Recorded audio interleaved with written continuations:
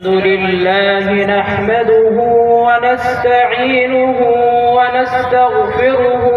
ونؤمن به ونتوكل عليه ونعوذ بالله من شرور أنفسنا ومن سيئات أعمالنا من يهده الله فلا مضل له ومن يضلل فلا هادي له ونشهد أن لا إله إلا الله وحده لا شريك له ونشهد أن سيدنا ونبينا وإمامنا وسندنا ومولانا محمدا عبده ورسوله صلى الله تبارك وتعالى عليه وعلى آله وصحبه وبارك وسلم تسليما كثيرا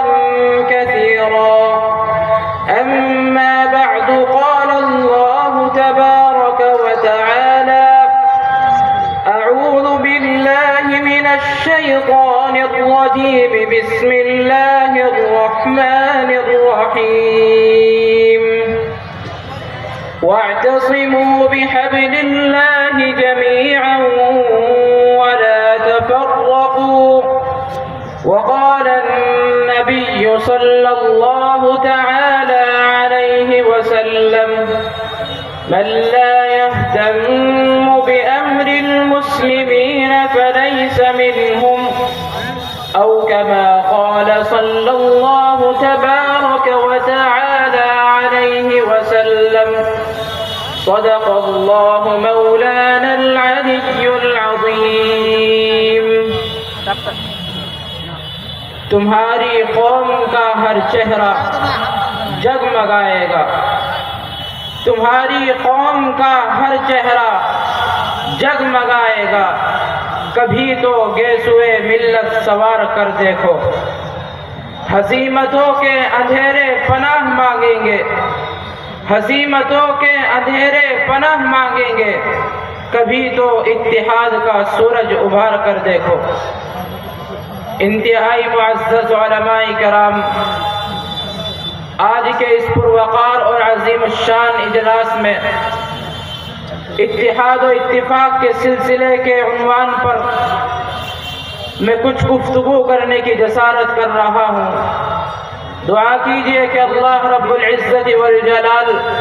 مجھے صحیح بات کہنے اور ہم سبوں کو ان باتوں پر عمل کی توفیق عطا فرمائے حضرات سامعین محترم اس دور پرفتن اور ان ناسازگار حالات میں عالم اسلام کے مسلمانوں کی حالت انتہائی افسوسناک اور الم انگیز ہوتی جا رہی ہے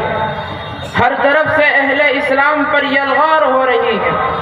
کہیں مسلمانوں کو ملک بدر کرنے کی پلاننگ کی جا رہی ہے کہیں ہماری مساجد و مدارس کو مسمار کرنے کی ناپاک کوششیں کی جا رہی ہے تو کہیں ہماری اقدار و روایات اور تاریخی اثاثے کو مخدوش کرنے کی ناپاک سازشیں رچی جا رہی ہیں فرقہ پرست طاقتیں مسلمانوں کو غلامیوں و محکومی کی ذلت آمیز آہینی زنجیروں میں جکڑنے کے لیے کوشاں ہیں اور مسلمان زندگی کے ہر شعبے میں تنزل و انحطاط کا شکار ہوتا جا رہا ہے سوال یہ پیدا ہوتا ہے ایسا کیوں ہو رہا ہے مسلمانوں پر اتنے برے دن کیوں آ رہے ہیں چمنستان اسلام پر خزاں کیوں کر آ رہی ہے مسلمانوں اگر ہم سنجیدگی سے غور کریں عقل و خرد سے پردہ ہٹائیں تو صاف طور پر یہ بات سمجھ میں آ جائے گی کہ آج ہم نے اپنا عظیم سرمایہ کھو دیا ہے مسلمان اپنی گراں قدر پونجی سے ہاتھ دھو بیٹھے ہیں عصر حاضر میں مسلم معاشرے میں اتحاد و اتفاق کی دولت لٹ گئی ہے حالانکہ ہمیں اچھی طرح یہ بات معلوم ہے کہ اتحاد و اتفاق اتنی عظیم دولت ہے جسے اپنوں نے ہی نہیں بلکہ غیروں نے بھی تسلیم کیا ہے یہ وہ قیمتی اثاثہ ہے کہ اپنوں کو چھوڑ کر اغیار میں بھی اس کی حیثیت مسلم ہے. یہ وہ نادر پونجی ہے کہ مسلمانوں کے علاوہ غیر مسلموں نے بھی اسے سے دیکھا ہے، یہ وہ سرمایہ ہے جو ہر قوم کی فلاح و بہبود کا ضامن ہے۔ اتحاد وہ گرامایا ہے جس کا تمام معاشرے کے تقدم و ترقی میں بنیادی کردار رہا ہے۔ یہی دولت ہے، یہی دولت ہے جس کے دم سے قوموں نے ترقی کی، اسی کے ختم ہونے سے خزاں آئی زمانے میں۔ پوری عالمی تاریخ گواہ ہے کہ جب تک مسلمانوں میں اتحاد و اتفاق کی دولت تھی، ہم آہنگی و یکجہتی کا سرمایہ موجود تھا، ملت اسلامیہ اختلاف و انتشار سے دور تھی، مسلم معاشرے میں تعصب و عناد اور گروہی عصبیت کی کوئی گنجائش نہ تھی، تو اس وقت ہمارا حال یہ تھا کہ پوری دنیا ہمارے تابع تھی، حکومت و سلطنت ہمارے قدموں میں تھی، تخت و تاج پر مسلمانوں کی حکمرانی تھی، صحرا و بیاباں مسلمانوں کے زیر لگی تھے، ہماری سطوت قابل دید تھی، ہماری شان و شوکت لائق صد افتخار تھی، اسلامی اقتدار رشک انگیز تھا اور مسلمانوں کا دائرہ کار پوری دنیا پر محیط تھا، جس کا علامہ اقبال مرحوم نے بھی اپنے الفاظ میں کچھ یوں نقشہ کھینچا ہے کہ مغرب کی وادیوں میں گونجی اذاں ہماری، تھمتا نہ تھا کسی سے سیل رواں ہمارا۔ لیکن اے مسلمانوں، جب سے ہم نے اختلاف کو گلے لگایا، ہمارا آپسی اتحاد ختم ہو گیا، مسلمانوں کا باہمی ربط اور اشتراک سلب بڑھ گیا، جب سے ہم نے انتشار کو اچھا خیال کر لیا، فرقہ بندی کو معاشرے کا جز سمجھ لیا، اسی وقت سے ہم قعر مسلط کی کھائی میں گر گئے، محکومی و غلامی کی زندگی جینے لگے، ہم خطرات و وساوس کے سے رضاں ہو گئے، بزدلی اور پست حوصلگی نے ہمارا محاصرہ کر لیا، ہماری شجاعت و جوان مردی داستان بن کر رہ گئی، ہماری عزت و آبرو کا جنازہ اٹھ گیا اور دیکھتے ہی دیکھتے ہمارے رعب و دبدبے کا بے خاتمہ ہو گیا۔ نتیجہ یہ ہوا کہ مسلمان خود اعتمادی سے ہاتھ دھو بیٹھے، احساس شکست نے ہماری کمر توڑ ڈالی اور ہم لوگ فقدان ہم آہنگی کا شکار ہو گئے اور ذلت و خواری ہمارا مقدر بن کر رہ گئی۔ آبرو باقی تیری ملت کی جمعیت سے تھی، آبرو باقی تیری ملت کی جمعیت سے تھی،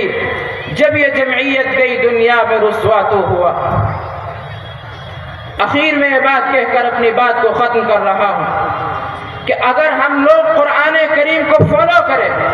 اس کی تعلیمات کو مضبوطی سے تھام لیں اور اتحاد و اتفاق کی نعمت کو ہم اپنائیں، تو میں سینہ ٹھوک کر یہ بات کہتا ہوں کہ دنیا کی کوئی طاقت ہمارا مقابلہ نہیں کر سکتی، دنیا کی کوئی طاقت ہمیں چیلنج نہیں کر سکتی، دنیا کی کوئی طاقت ہمارے مذہب کے اندر مداخلت نہیں کر سکتی، کیونکہ یہی وجہ ہے، ان باتوں پر عمل کرنے کی وجہ سے آج دنیا کے کونے کونے پر نام زندہ ہے،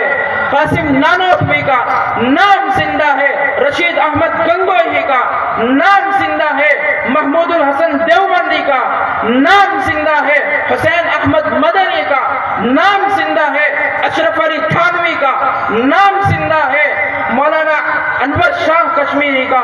اور اگر ہم لوگ اسی طریقے سے ان باتوں پر عمل کرتے رہیں، ان نعمتوں کو فالو کرتے رہیں، یاد رکھیے اسی طرح ہمارا اور ہماری آنے نسلوں کا نام زندہ رہے گا، ان کا نام روشن ہوتا رہے گا۔ اس لیے آج ہم اس باوقار اسٹیج سے، اس باوقار محفل سے یہ عزم کریں، یہ عزم مصمم کریں، یہ پیغام لے کر اٹھیں کہ ہم ایک پلیٹ فارم پر آ کر متحد و متفق ہو کر زندگی گزاریں گے، اور اتحاد و اتفاق کے ساتھ پھر ہم اپنے ان مدارس کی بہتر طریقے سے حفاظت کریں گے، اپنے اس وطن عزیز کی بھی حفاظت کریں گے، اور پھر ساری دنیا کا رخ بدل کر رکھ دیں گے، اور دنیا کو یہ پیغام دیں گے کہ تاریخ کا جب بھی رخ بدلا، تاریخ کا جب بھی رخ بدلا، بدلا ہے ہمیں دیوانوں نے، انصاف کی شمع روشن کی، جل جل کے ہمیں پروانوں نے، مقتل بھی ہمارا گہوارہ، زندہ بھی ہمارا مسکن ہے، ہم راہ وفا میں سر کھو دے، یہ سارے جہاں پر روشن ہے، اور توقیر وطن ہے امن و امان، توقیر وطن ہے امن و امان، جو امن و امان کے دشمن ہے وہ سارے جہاں کے دشمن ہے، وہ سارے جہاں کے دشمن ہے، وہ سارے جہاں کے دشمن ہے۔ وآخر دعوانا ان الحمد للہ۔